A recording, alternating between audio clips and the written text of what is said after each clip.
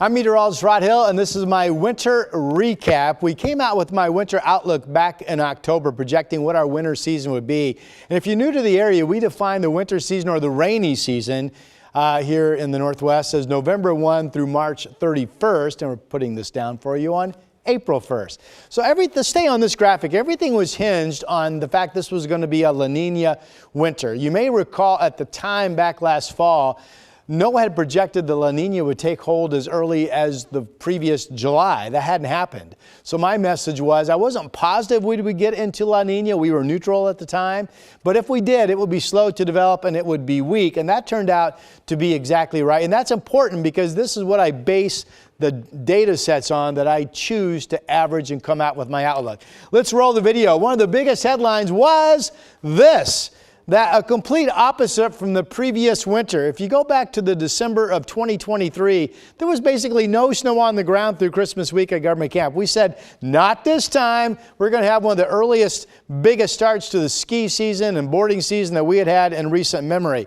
So let's go to the next clip of video. By the way, Timberline opened up for daily operations November 3rd. That was one of the earliest openings in years. This was Portland's one and only winter storm scenario. It turned out to be all snow, not ice, and this was February 13th. It was only 3 inches over 2 days, but it did its damage. February was the most active month, by the way. It also included on the 24th of the month this. We had about a 2.5 to 3 day atmospheric river event that dumped around 3 inches of rain, caused some high water spots, also had some gusty winds and some severe thunderstorms that mixed in. So those were the big highlight moments of our winter season. All right, let's start with what I had the most confidence on and really came out of the gate swinging as a forecaster, saying, great early deep start to our snowpack season. We were exactly right. This is the graphic I showed back in October. We projected a 92% of normal snowpack season up around Mount Hood. Good healthy start to the season. In fact, Christmas week, we even projected base numbers. We said Timberline would have 75 on the ground, Meadows 63, Ski-Bowl 39. How did we do? Keep your eye on that bottom line of the graphic. Well, the actual was 76 Christmas Day at Timberline. In October, we projected it within 1 inch. Very proud of that. Meadows, we said 63 is actually better than we thought. That's good. 72. And Ski Bowl, not quite as good Christmas Day. We thought 39, it was 32. But the base New Year's, the Sunday going into New Year's week actually jumped up to 54 inches. So that was a great forecast call that we would have an early start and a good healthy snowpack season up on Mount Hood. This is something I did for the first time. I've been doing outlook work now for well over 10 years and keeping records myself of what the flow patterns had been. So this is what I call a flow pattern outlook pressure height comparison. I'm using the pressure height indices aloft from previous years to project what is going to be happening this coming winter. Now this relied heavily on the modeling from the National Weather Service and NOAA being correct in terms of the flow patterns. And then off of that, I came up with the following conclusions. We said November would be basically around a degree or a little bit, about a degree above normal in terms of temperatures. It was 1.4. So that worked out really well.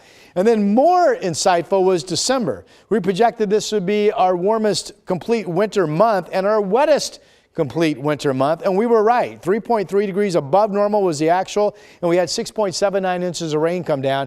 And then using the same technique, we said we would go from a wet December to a dry January and be closer to normal temperature-wise. January was about a half a degree colder than normal, and 2.93, it was the driest month with about 50% of normal total precipitation. So I'm really excited to use the same technique for a second time next winter and see if I can have a similar success. That really worked out well.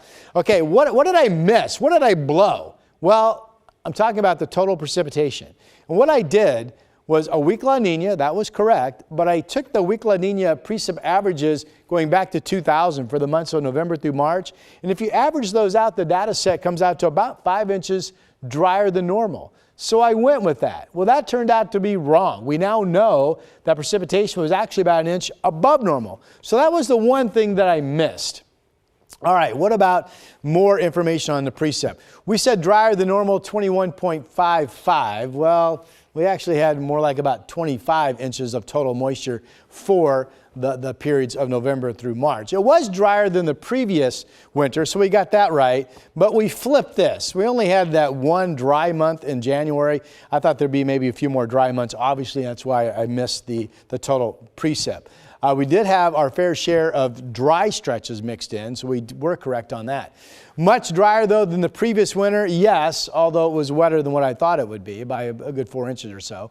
We did make a big deal that if we got a winter storm, we didn't have much confidence if we would or not, but if we did, we thought it would be all snow, which remember the year before it was all ice. This time around it was all snow, so that was correct. And we correctly pinpointed the temperatures to be pretty close to normal through the stretch of time. Remember, NOAA said we'd be colder than normal for the winter season. They were wrong. We averaged about a degree above normal for the period.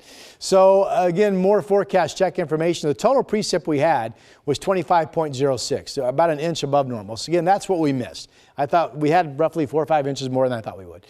Winter storm, though, was all snow, not ice. We got that right, and the temperature averages were within a degree above normal, and we got that correct as well. So that is my winter outlook on this first day of April. I'm meteorologist Rod Hill.